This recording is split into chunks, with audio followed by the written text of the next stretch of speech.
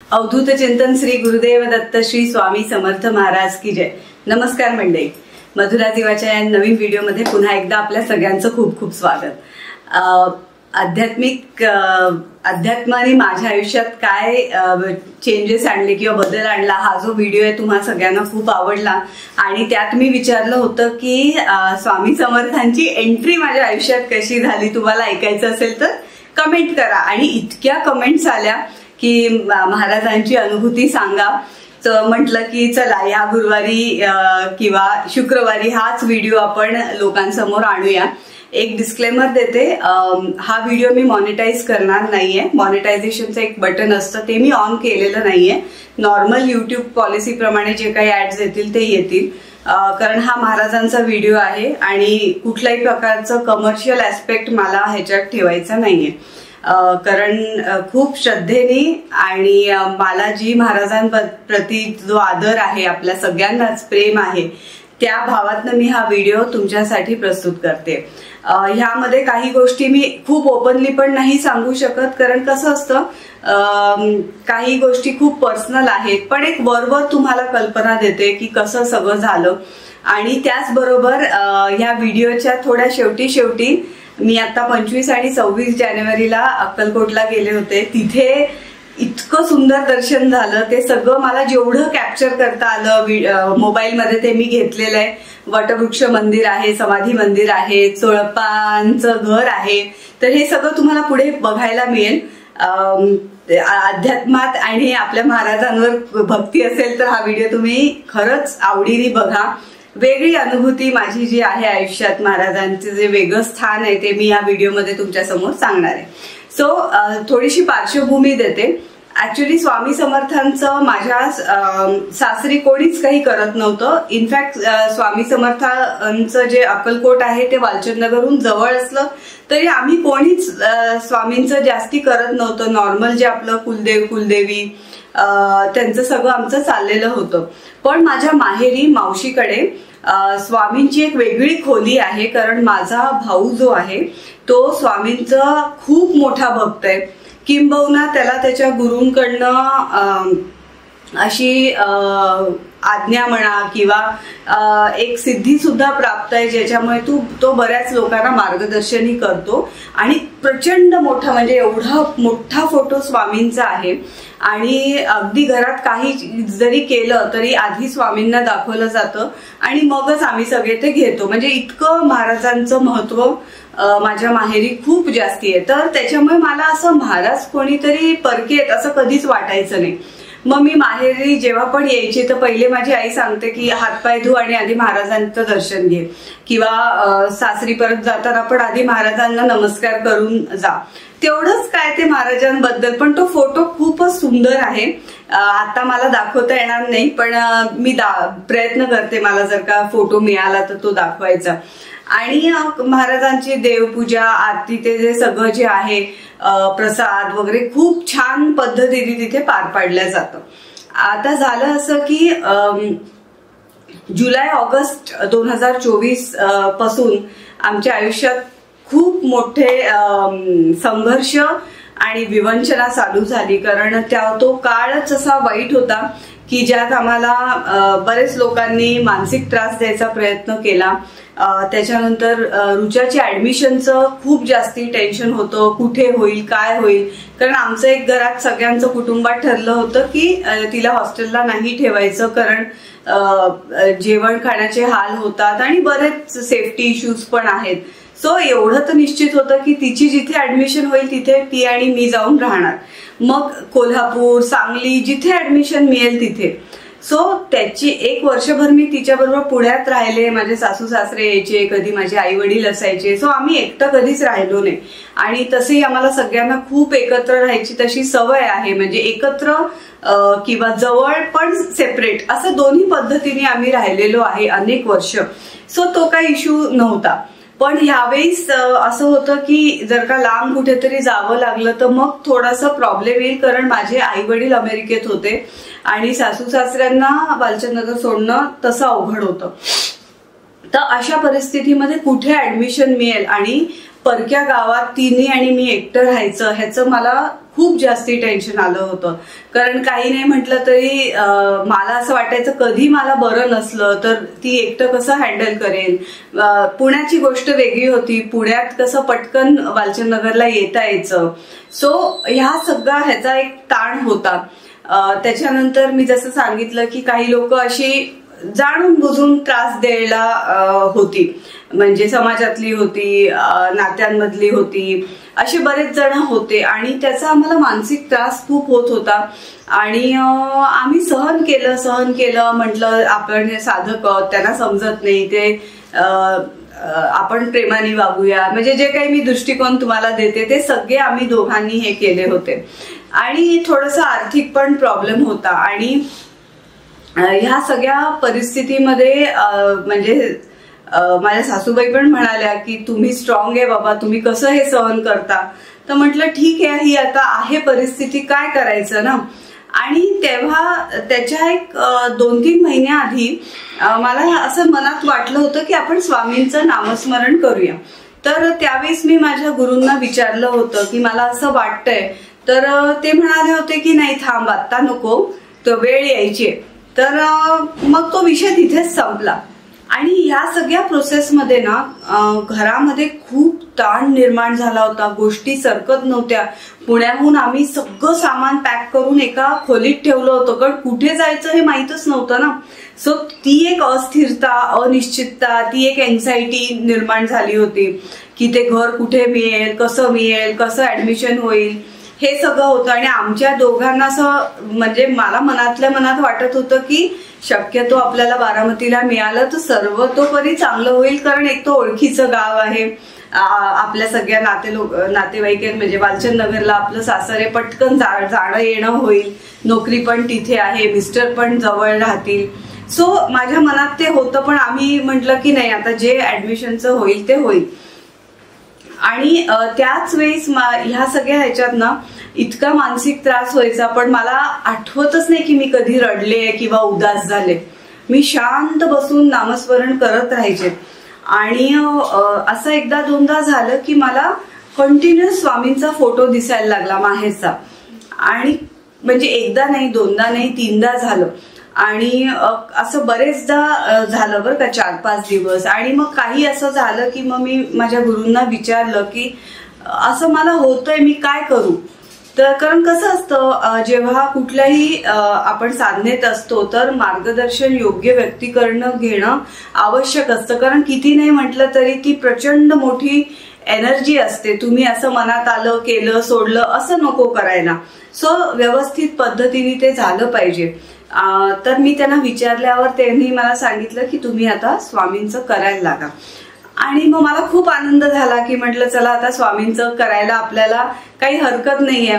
आणि मी 1 माळ श्री स्वामी समर्थांचं नामस्मरण चालू केलं. हा होता ऑगस्टचा महिना होता. आणि त्यावेळेस मी नामस्मरण स्वामींचं 1 माळ 2 माळ असं करत 11 माळी रोज जप करायला लागले. रात्री 11 माळी जप झाल्याशिवाय मी झोपायचे नाही. आणि हळूहळू असं झालं की परिस्थिती आमची अशी नव्हती की बापरे काहीतरी खूप मोठं प्रेशर आलंय, टेन्शन आलंय, अशी परिस्थिती होती. पण प्रॉब्लेम असा होता की गोष्टी पुढे सरकत नव्हत्या. म्हणजे काही भांडणं झाली आहे, त्रास आहे, असं नव्हतं. पण प्रेशर, एन्झायटी आणि अनिश्चितता होती, कारण गोष्टी पुढे सरकत नव्हत्या. आणि 11 माळा जेव्हा मी जप करायला लागली तर एक अद्भुत प्रकारची मनशांती मला मिळायला लागली, जी मी कधीच एवढ्या वर्षात अनुभवली नव्हती. आणि एक मनाला आधार मिळायला लागला. पण हे तेवढाच माझं हे होतं, फार माझा स्वामींबद्दलचा भाव असा खूप जागृत पण तेव्हा झाला नव्हता. करायचं म्हणून मी आपलं करायला लागले होते. आणि त्याच्यानंतर असं झालं की काही दिवसातच रुचाला इथे ऍडमिशन मिळाली, पाहिजे त्या स्ट्रीमला मिळाली. आणि घरात एकदम म्हणजे जे प्रेशर होतं, अनिश्चितता होती, लांब कुठल्या तरी गावी जाऊन बसायचं 4 वर्षासाठी, ती निघून गेल्यामुळे सगळीकडे असं थोडंसं आमचं वातावरण रिलॅक्स झालं की चला बारामतीच आहे ना, काय प्रॉब्लेम नाही, आपल्या ओळखीचं गाव, सगळी माणसं आपल्या जवळ आहेत. सो तो एक वातावरण झालं. पण त्याच्यानंतर दुसरा ताण असा सुरू झाला की आमचं स्वतःचं अजून घर नाहीये, आम्ही अजून स्वतःचं घर घेतलंच नाहीये. सो आम्हाला भाड्याचं घर शोधणं आवश्यक होतं. घर शोधायचं तर आम्हाला वाटलं 1-2 दिवसात मिळेल, पण अडचणींचा जो पिरियड असतो किंवा तो काळ असतो ना, त्या छोट्या छोट्या गोष्टीत पण अडचणी येतात. गेले म्हणजे 8-10 दिवस आम्ही सकाळी 8ला निघायचो, रात्री 9ला परत यायचो. आम्हाला पाहिजे तसं घर मिळायचंच नाही. आणि ह्या सगळ्या प्रक्रियेत मला दुपारची माझी झोप व्हायची नाही. मला थायरॉइडचा त्रास आहे आणि इतका आम्हाला ताण आला की आता कॉलेज सुरू होणार आहे, एवढं सामान हलवायचं, ते घर सेट करायचं आणि पाहिजे ते घर तसं मिळत नाहीये. कारण घर मला असं माझं रिक्वायरमेंट होती की मला 3 खोल्यात म्हणजे 3 बेडरूमचं हवंय, कारण एक खोली मला पूर्ण अशी स्टुडिओसाठी लागते आणि बाकी घरात कोणी येतं जातं तर तेव्हा पण थोडी स्पेस पाहिजे आणि इथे मिळतात तशी घरं, पण आम्हाला ते काही कारणास्तव मिळालंच नाही त्या पूर्ण पिरियडमध्ये. आणि त्याचा मला इतका ताण झाला की माझं बीपी प्रचंड शूट झालं आणि डॉक्टर म्हणाले की तुम्हाला आता आरामाची गरज आहे, बीपीच्या गोळ्या मागे लागल्या. कारण आधीचा ताण शिवाय वाटला, आता घर मिळेल त्याचा ताण, मानसिक त्रास देणारी लोक होतीच तो ताण. म्हणजे आपण फाईट करत असतो पण कुठेतरी ना अंतर्मनात तो त्रास होत असतो. आणि मग आम्ही जेव्हा 2-3 दिवस मग आम्ही नाराज होऊन घरी बसलो. म्हटलं जायचंच नाही आता, आपल्याला काय मिळत नाही घर, बघू काय करायचंय. पण असं कुठेही आपण राहायचं नाही, कारण कधी कधी आम्ही दोघीच असतो, मग अशा वेळेस थोडा सेफ्टीचा पण इश्यू असतो. मग एक आम्हाला व्हॉट्सअपवर नंबर एका जणांनी पाठवला आणि आम्ही त्या व्यक्तींना भेटायला म्हणून गेलो आणि असं उदासीनतेनेच गेलो की हे आपल्याला असलंच काहीतरी दाखवणार. पण त्या व्यक्तीने आम्हाला इतकं छान हे घर दाखवलं. रात्री 9:30-10च्या दरम्यान आम्ही आलो होतो, कारण ह्यांचं ऑफिस संपल्यानंतर आम्ही 2-4 अजून घरं बघून इथे आलो आणि 10 वाजता रात्री आम्ही हे घर फायनल केलं. आणि नंतर चर्चेतनं असं कळलं की ते जे एजंट होते ते स्वामी भक्त होते. आणि हे ऐकताना तुम्हाला खूप साधं वाटत असेल, पण माझ्यासाठी हे खूप वेगळं होतं. माझे डोळे पाणवतात कारण मी तो त्रास भोगलाय. सो त्यांनी मला सांगितलं की मॅडम तुम्हाला हे घर आवडेल, तुम्ही या तर बघायला. आणि रात्रीच आम्ही हे घर आम्हाला आवडलं, आम्ही ते बुक केलं आणि 14 सप्टेंबरला आम्ही इथे शिफ्ट झालो. आता मग तेव्हा मला कळलं की नाही, हे स्वामींचा हस्तक्षेप आहे, हा संकेत आहे. इतके वर्षात कुठला स्वामी भक्त मला भेटलेला नाही, माझ्या माहेरची लोक सोडली तर. आणि फ्लॉलेस म्हणतात त्या पद्धतीने सगळी घरातली कामं, पेंटिंग म्हणा, प्लंबिंग, कार्पेंट्री, कारण रिकामा फ्लॅट होता पण आम्हाला इतकं सहकार्य मिळालं सगळ्यांकडनं. दुसरा मोठा प्रश्न होता की 18, 19, 22 वर्षाचा सगळा संसार गुंडाळून मी इथे आले, तो लावायला कोणी मदतीला मिळेल का. तर ज्या ज्या मदतनीस माझ्याकडे आहेत आता सुद्धा कामाला, त्या सुद्धा स्वामी भक्त आहेत, स्वामींची उपासना करतात, गुरुवारचे उपास करतात. सो मला इतके वर्ष कोणीच असं स्वामी भक्त भेटलेलं नाही. आणि आता जी काही म्हणजे मला असं वाटलं स्वामी तुम्ही माझ्यासाठी फौजच पाठवली हो, माझा सगळा ताण असा कमी करून टाकला. आणि मी जसं म्हटलं की काही लोक मानसिक त्रास खूप देत होती, खूप म्हणजे खूपच त्रास. म्हणजे किती पण प्रेमाने वागा, कसंही वागा, प्रेमाने बोला, पण त्याच गोष्टी त्याच प्रकारचं वागणं, ह्याचा मला ताण आणि तिटकारा आला होता. कारण मला असं वाटत होतं की आपण आपली शक्ती किती वर्ष याच लोकांवर घालवायची आणि आपण सर्वतोपरी सगळं एक्सेप्ट केलंय, आपण क्षमा केलीये, तरी सुधारणाच होत नाहीये किंवा बदलत नाहीये. तर त्यावेळेस मी स्वामींना प्रार्थना केली की स्वामी मी तुम्हाला खरंच विनंती करते, तुम्ही प्लीज या लोकांना माझ्या आयुष्यातनं दूर करा. मला हे त्रास सहन होत नाही. कारण मला बीपी वाढायला, जसं माझं बीपी शूट होतं, इतका ठणका लागायचा डोक्यात, असं वाटायचं हातोडा मारतंय कोणीतरी. गोळ्या औषधं असली तरी तो त्याचा त्रास होत होता आणि या विचारांचा त्रास. आणि मी जेव्हापासून इथे आले तेव्हापासून कोणाची बदली कुठेतरी झाली, कोणीतरी दुसरीकडे निघून गेलं आणि असं करत करत विदिन अ मंथ, 1 महिन्यात ती सगळी लोक लांब निघून गेली. आणि त्याच्यानंतर मला रुचा पण म्हणाली की मम्मा तुझ्या चेहऱ्यामध्येच फरक पडला, कारण तो ताणच निघून गेला. सो ही आणि बरं कुठलाही वाद विवाद क्लेश असं काही झालं नाही. आपापल्या परीने स्मूथली सेपरेशन असं सगळे तिथे लोक त्यांच्या त्यांच्या ठिकाणी निघून गेले. तो हा एक खूप मोठा फरक मला जाणवला की स्वामींचं केल्यावर मदतीला स्वामींची लोक आली, स्वामींचं सगळं. आणि मग मी हे गुरूंना सांगत होते आणि त्याच्यानंतर असं झालं की जसं मी या घरात आले आणि मी जप सुरुवात केली तर माझ्या मनात विचार आला की आपण 11 गुरुवार करूया. मी ते युट्यूबवर बघत होते, आपल्या खूप छान छान ताया आहेत जे सांगतात की कसं करायचं. तर मी ते माझ्या मनात इच्छा आली आणि मी गुरूंना विचारलं तर ते म्हणाले अवश्य करा तुम्ही. आणि माझ्याकडे स्वामींचा फोटो मूर्ती काहीच नव्हतं. त्याची पण असं हे होतं की फोटो आणूया आपण. आणि धीरज पण म्हणाले की तू फोटो आण आणि तू स्वामींचा फोटो हॉलमध्ये लाव. माझी खूप इच्छा आहे की देवाचा एखादा फोटो हॉलमध्ये असावा, मूर्ती घेण्यापेक्षा फोटो घेतो. तर म्हटलं ठीक आहे, पण आता अक्कलकोटला जाऊन आणायचा वगैरे कसं ना. आणि इथे इकडचं मला एवढं माहिती नव्हतं. पण जेव्हा इथे हार्डवेअर आणि प्लंबिंगची कामं चालू होती तेव्हा मी त्या दुकानांमधनं जाऊन सामान आणायची, कारण सगळं काम मी एकटी करत होते. ह्यांचा जॉब असल्यामुळे ते इथे जास्ती नसायचे. तर त्या दुकानाच्या शेजारी मला पाहिजे होता तसाच फोटो, त्याच प्रकारे तो लाईट, तसाच तो ट्रे, असं सगळं मिळालं एकाच दिवशी.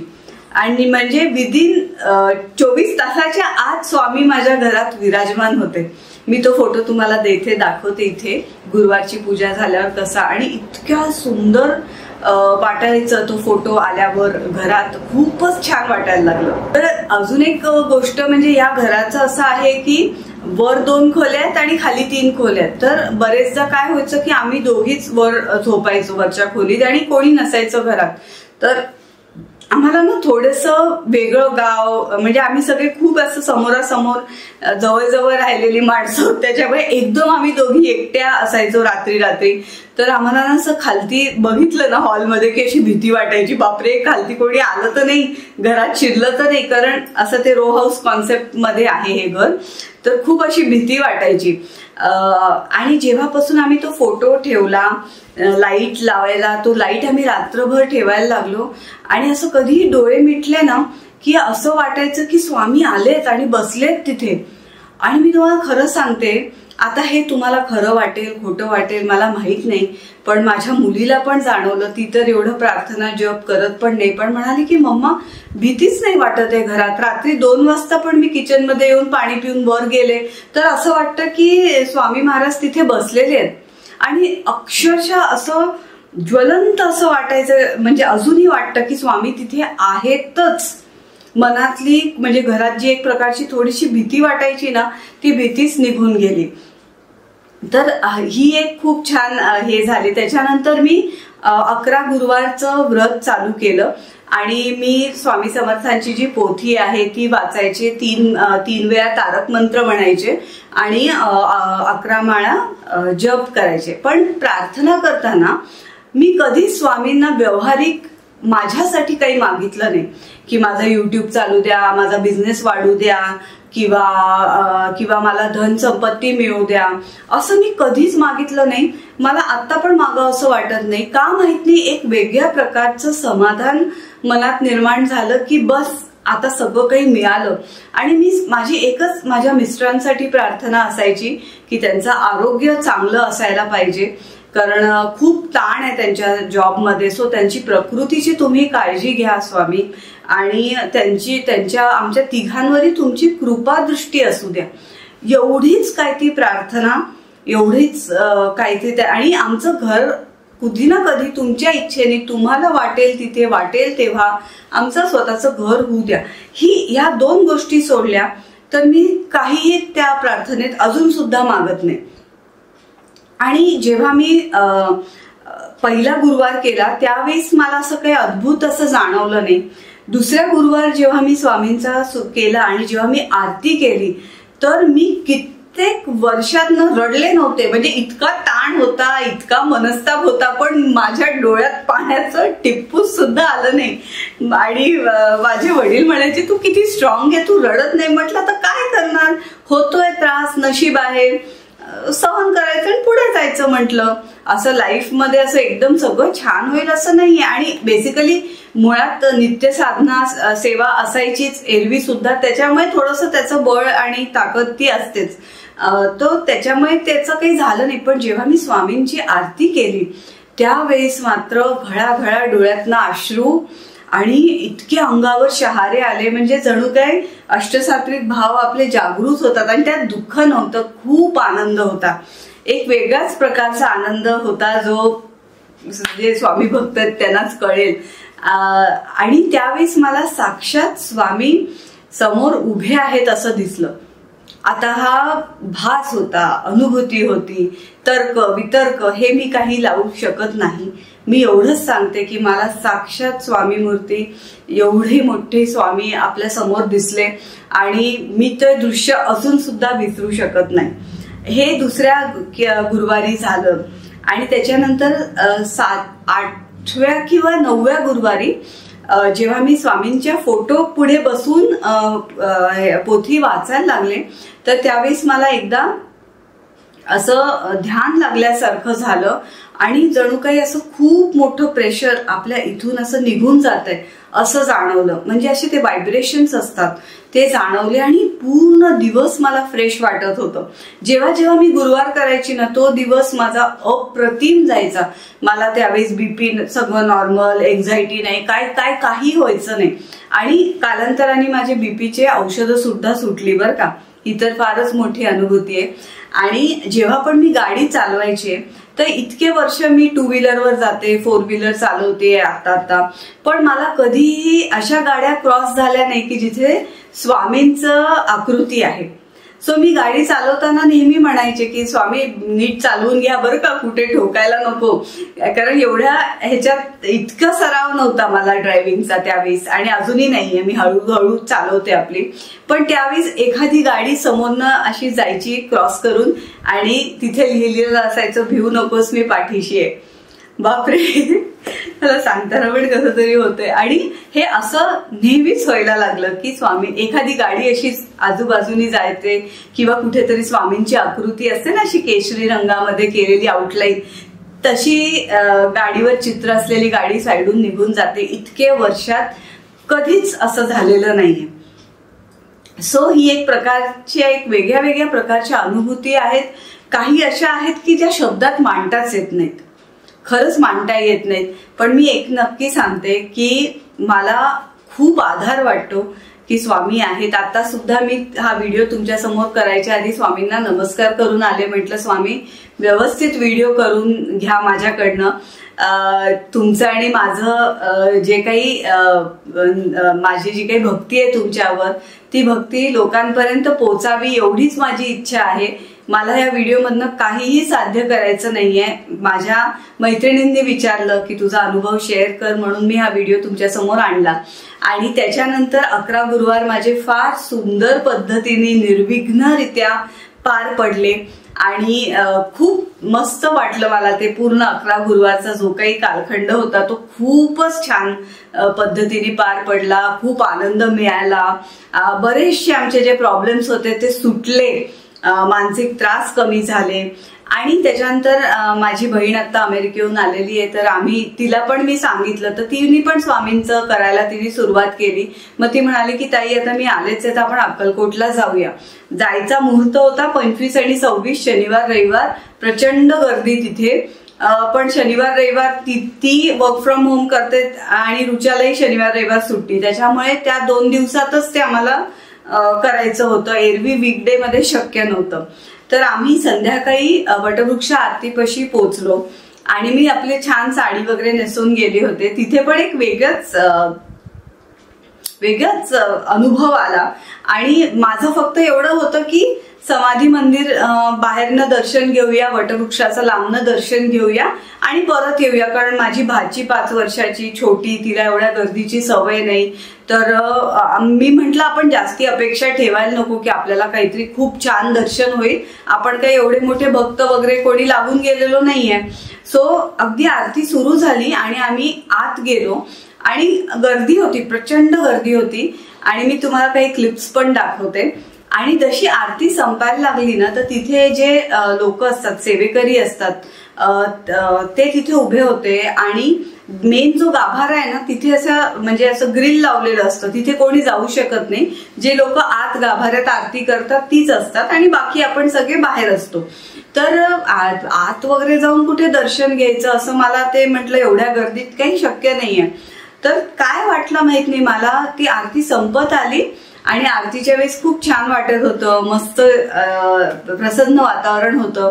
आणि त्या व्यक्तीने मला विचारलं, तुम्हाला साहेबांना भेटायचंय ना? मी म्हटलं कोण साहेब? अहो म्हटलं महाराजांना तुम्हाला भेटायचंय ना, मग जा की पुढे. आणि त्यांनी ते गेट उघडलं आणि विदिन मला कळायच्या आत मी गाभाऱ्यात महाराजांसमोर होते.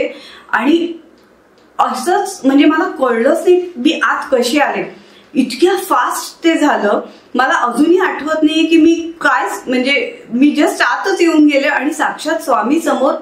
आणि मला असं वाटलं की अहो माझी एवढी लायकी नाही हो स्वामी, तुम्ही डायरेक्ट मला, एवढी प्रचंड गर्दी उभी आहे आणि तुम्ही डायरेक्ट मला गाभाऱ्यात एंट्री दिली. आणि मला कळेच ना की मी मुजरा करू, की मी नमस्कार करू, की मी प्रदक्षिणा घेऊ, की मी स्वामींना बघू. मला काही कळेना. मी फक्त हात जोडून स्वामींसमोर नुसते अशी टक्क त्यांच्याकडे, त्या मूर्तीकडे बघत उभे राहिले. 3 ते 4 मिनिटं मी फक्त अशी उभी होते आणि श्री स्वामी समर्थ, श्री स्वामी समर्थ, श्री स्वामी समर्थ एवढंच मी काय ते बोलले, नमस्कार केला आणि बाहेर आले. सो बाकीच्यांना थोडंसं लांबनं दर्शन झालं आणि सगळे म्हणाले अगं तू आत कशी गेली? म्हटलं मला काय माहित नाही, तो माणूस होता आणि त्यांनी मला सांगितलं तुम्ही आत जा म्हणून. तर तो एक भाग झाला. म्हणजे इतकं मी प्रसन्न झाले होते त्या दिवशी. नंतर दुसऱ्या दिवशी समाधी मंदिराचं दर्शन घ्यायचं होतं. तर एका जणांनी सांगितलं होतं की म्हणजे ते जे गुरुजी आहेत त्यांचा नंबर आम्हाला कोणीतरी दिला त्यावेळेस. नाही, आमच्या ओळखीचे एक जण तिथे आम्हाला भेटले आणि ते म्हणाले की आम्ही तुम्हाला समाधी मंदिरात दर्शन देऊ. तर आम्हाला असं वाटलं की समाधी मंदिरात पण खूप गर्दी होती आणि म्हटलं की एवढं काय आपल्याला मिळणार नाही, आपण आपलं कळसाचं दर्शन घेऊ, चोळप्पांचं घर पण बघू बाहेरच्या बाहेर, कारण निहिराला घेऊन एवढ्या गर्दीत जाणं अशक्य होतं. पण आम्ही जेव्हा फोन केला तर त्या व्यक्तीने जो फोन घेतला ते म्हणाले की मी तुम्हाला, मला दिसताय तुम्ही बाहेर उभे आहात, तुम्ही या गेटनी आतमध्ये या. आणि आम्ही डायरेक्ट समाधी मंदिरात आत शिरलो आणि ते म्हणाले हे बघा इथे सगळं अभिषेक आहे, तुम्हाला अभिषेक करायचा आहे का? तर आमच्या ध्यानीमनी पण नसताना आम्ही म्हणजे जिथे महाराजांचं एवढं दर्शन होईल असं कल्पना किंवा अपेक्षाही नसताना इतकी सुंदर अभिषेक आमच्या हातनं झाला. ही फक्त स्वामी कृपा किंवा स्वामींची इच्छा असल्याशिवाय हे घडू शकत नाही, कारण एवढ्या मोठ्या गर्दीत आपल्याला असं हे मिळणं. कारण माझी बहीण आणि माझी आई तर प्रचंड मोठी स्वामी भक्त आहे, खूप ती स्वामींचं म्हणजे ती दिवसभर त्यांच्याशी बोलतच असते छोट्या छोट्या ह्याच्यात. तर आम्हाला तिघींच्या हस्ते ती इतकी छान पूजा झाली. त्याच्यानंतर समाधी मंदिरापाशी दर्शन झालं.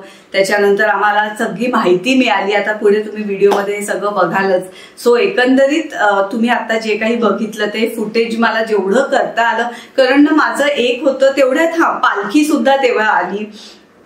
माझं एकच होतं की माझं ना लक्ष फिल्मिंगकडे नको, कारण खूप लोकांनी हे व्हिडिओज केलेले आहेत, जेवढं जमेल तेवढं मी घेतलं. पण माझा सगळा फोकस असा होता की एवढं स्वामी जर का देतात तर माझं लक्ष पूर्ण त्यांच्याकडे असायला पाहिजे. जेवढं मला ती भक्ती, ती शक्ती, त्यांचं प्रेम घेता येईल तेवढं आपल्या उंचीत मावणार नाही, आपल्या ह्याच्यात मावणार नाही इतकं ते देत होते. ते जेवढं घेता येईल तेवढं आपण घेऊया, बाकी कुठेच लक्ष नको. आणि 1.5 तास हा या सगळ्या गोष्टी चालत होत्या आणि अविस्मरणीय ज्याला म्हणतात ना तसं हे दर्शन झालं. कधी ध्यानीमनी नसताना, अपेक्षा नसताना झालं. आणि मी खरं स्वामींना म्हटलं तुमची कृपा होती म्हणून हे आम्हाला सगळा हा योग जुळून आला आणि हे सगळं झालं. तर अशा प्रकारे स्वामींचं खूप मोठं योगदान माझ्या आयुष्यात आत्ता सुरू झालंय. मी असं म्हणणार नाही. ऑगस्ट-सप्टेंबर 2024 पासून म्हणजे पूर्ण लाईफ चेंज व्हायला लागलं. प्रगतीपथावर आपण म्हणतो ना, प्रगतीपथावर हळूहळू पुढे जायला लागलो, गोष्टी पुढे पुढे जायला लागल्या, विघ्न कमी व्हायला लागली, मनात थोडीफार जी भीती किंवा किंतु परंतु असायचं ते कमी झालं. सो त्याच्यामुळे मला असं वाटतं की महाराजांचं अस्तित्व जाणवण्यासाठी ना खूप काही करावं लागत नाही. आणि त्याच्यात त्या पोथीत पण लिहिलंय की दांभिक भक्ती करू नका, कुठेही शो ऑफ करू नका की आम्ही स्वामींचे भक्त आहोत, अमकय तमकय. तुम्ही निर्मळ मनाने आणि अगदी सिन्सिअरिटीने स्वामींना नमस्कार करा, त्यांचं नामस्मरण करा आणि जे तुम्हाला त्यांच्याबद्दल सेवा करता येईल ती करा. सो मला ते फार आवडलं की मी ना कुठेही सांगत सुटत नाही की मी स्वामींचं करते, नामकं करते, तमकं करते.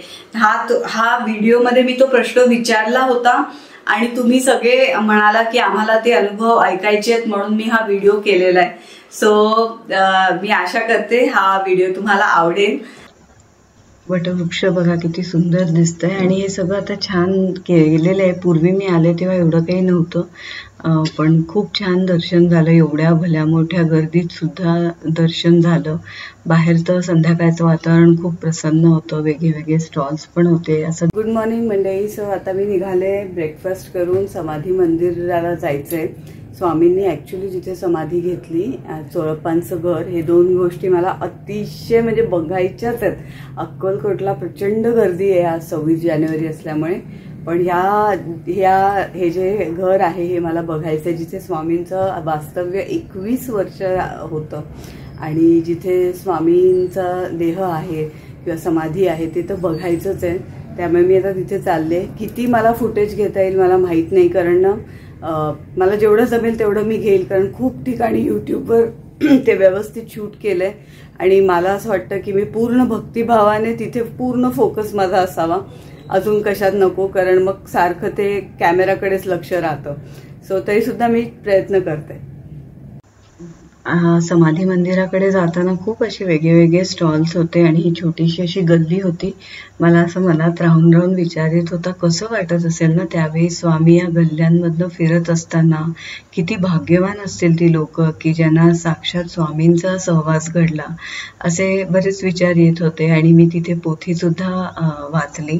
म्हटलं समाधी मंदिरात बसून पोथी वाचण्याचं असं सुंदर भाग्य आपल्या नशिबी आलेलं आहे, हे पदरी पडलेलं आहे, तर ते अनुभवावं म्हणून. आणि त्याच वेळेस पालखी सुद्धा आली आणि आमच्या अभिषेकाची वेळ व्हायच्या आधी मी ते वाचून घेतलं एक अध्याय आणि मग सुंदर पद्धतीने अभिषेक झाला. जो आम्हाला असं काही होतं इथे ह्याची थोडी पण कल्पना नव्हती आणि अशी मनात काही माहीत पण नव्हतं की असं पण अभिषेक केला जातो.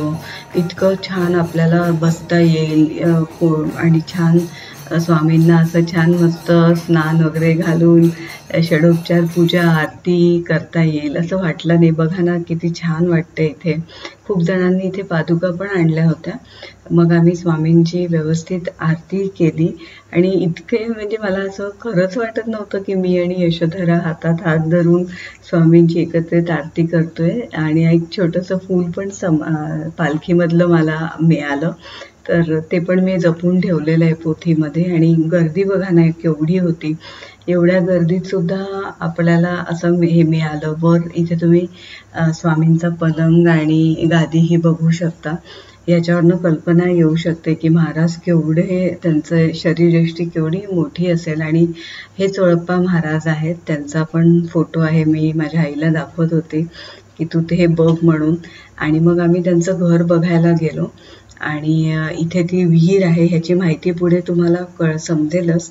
एक काका भेटले, त्यांनी खूप छान माहिती सांगितली. आणि इथे ना प्रसाद होत होता. हा प्रसाद सुद्धा आमच्या हस्ते स्वामींना नैवेद्य दाखवला गेला, त्याला गंध वगैरे लावून घेतलं. असं हे पादुकांचा फक्त हे घेते. हा चोळप्पा महाराजांचा वाडा आहे. या वाड्यामध्ये स्वामींनी 21 वर्ष वास्तव्य केले. हे जे पादुके स्वामींनी वापरलेले खडा आहे. समोरची जी विहीर आहे 80 फूट खोल विहीर चोळप्पा महाराजांनी मारली. त्या विहिरीला पाणी लागलं नाही तेव्हा चोळप्पा महाराजांनी महाराजांना आज्ञा केले, महाराज काही करून माझ्या घरी गंगा आणा. तेव्हा महाराजांनी लघुशंका करून नाशिकच्या त्र्यंबकेश्वर दक्षिण गंगा म्हणून आणले. अक्कलकोट एवढा दुष्काळ असलं तरी त्या विहिरीचं पाणी आटलं नाही. आपण पोते वगैरे वाचलं असतात किंवा फेरी वगैरे त्याच्यामध्ये उल्लेख आहे. वाड्याच्या समोरच्या बाजूला औदुंबराचं झाड लावलेलं आहे. या झाडाला महाराजांनी दगडी गोट्या खेळता लावलेलं झाड आहे. समाधी मठामध्ये गुरुच्या समोरच्या बाजूला डाव्या बाजूला स्वामींची गादी आणि पलंग आहे. हे जे गुरुजी बसले चोळप्पा महाराजांची 5वी पिढी आहे. इथे रोज अभिषेक कामदान केलं जातं समाधी मठात. आणि आता अन्नदानासाठी इमारत बांधू लागलेली आहे. तिथे कपिला म्हणून गायची समाधी येते. समाधी मठातल्या एवढे वस्तू. धन्यवाद गुरुजी. हे जे आचार्य सेवेकरी आहेत, स्वामींच्या समाधीला दर गुरुवार, दर रविवार आणि दर पौर्णिमेला इथं अन्नदान हे सेवेकरी करते, सेवा करते. अरे वा, छान, भाग्य आहे. धन्यवाद. हे जे गुरुजी चोळप्पा महाराजचे 5वी पिढी आहेत. विद्याधर रामचंद्र पुजारी यांनी 5वी पिढी आहेत चोळप्पा महाराजांची. इथे जो उपम्याचा प्रसाद तयार केला होता त्याला गंध, अक्षता, फुलं सगळं आमच्या हस्ते लावून घेतलं. गुरुजींना काय वाटलं माहित नाही, त्यांनी मला, माझ्या आईला आणि बहिणीला सांगितलं. आणि मग ह्याचा नैवेद्य सुद्धा आम्ही स्वामींना दाखवला. आणि मग एक छोटीशी सेवा पण सगळ्या जे काही भक्त होते, काही भक्तांना मी तो प्रसाद असा त्याचा वाटप सुद्धा केला. माझ्यासाठी हे खूप वेगळं होतं. मी ह्याची कधी कल्पना सुद्धा केली नव्हती. याचं मनात खूप समाधान वाटलं. स्वामी समर्थ महाराजांची कृपा तुमच्या सगळ्यांवर असू दे. आपल्या चॅनलच्या माध्यमातून माझा नेहमी एवढाच प्रयत्न असतो की मनुष्याला त्याच्या आयुष्यात सुख, समाधान आणि आनंद मिळायला पाहिजे. आणि आपण बेसिकलीच अपूर्ण आहोत. आपल्याला पूर्णत्वाकडे नेण्यासाठी देवाचं करणं हे खूप आवश्यक आहे. सत्मार्गाने चालणं आणि चांगलं वागणं खूप आवश्यक आहे. म्हणजे आपण इथे खूप देवाचं करतोय आणि चुकीचं वागतोय हे काय तालमेल जुळत नाही. सो जेवढं चांगलं करता येईल, जेवढं प्रामाणिक राहता येईल तेवढं करावं. मग आयुष्यात सगळं जे काही वादळं येतील, सुखदुःख येतील, त्यातनं आपण स्वामी आणि देव आपल्याला तारूनच नाही. सो मी आशा करते मंडळी तुम्हाला हा व्हिडिओ आवडला असेल. तुम्हाला काही वेगळे अनुभव स्वामींचे आले असतील तर ते पण सांगा, मला ऐकायला आवडतील. आणि आपले जे नॉर्मल जे व्हिडिओज आहेत ते येतातच आहेत. सो तुम्हाला हे सगळं दर्शन घडवण्यासाठी मला वाटतं स्वामींची इच्छा होती आपल्या सबस्क्रायबर्सना हे दर्शन व्हावं. कारण पालखी पण त्याच वेळी आली. ते माझ्याकडे कॅमेरा वगैरे काही नव्हता. मोबाईलवरनं जसं शूट करता आलं तसं मी केलं. आणि स्वामींच्या इच्छेशिवाय काही होऊ शकत नाही हे तुम्हालाही माहिती आहे. सो श्री स्वामी समर्थ. खूप खूप खूप आनंदी राहा. Stay happy and stay motivated. नमस्कार.